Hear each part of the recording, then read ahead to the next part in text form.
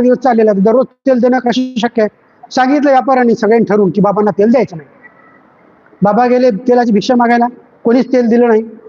बाबा काही रागावले नाही, शांतपणे पुन्हा आले. बाबा नेहमी शांत असायचे, क्वचित प्रसंगी रागवायची. का रागवायची ते पुढे येईल. तर शांतपणे आले.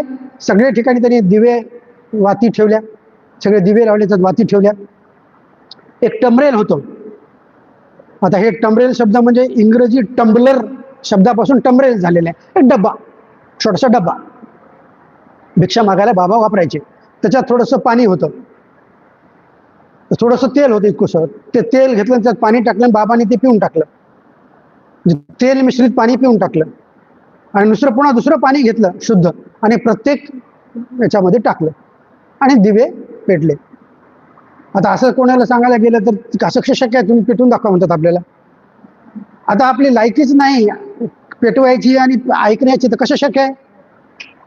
तर यामागे काय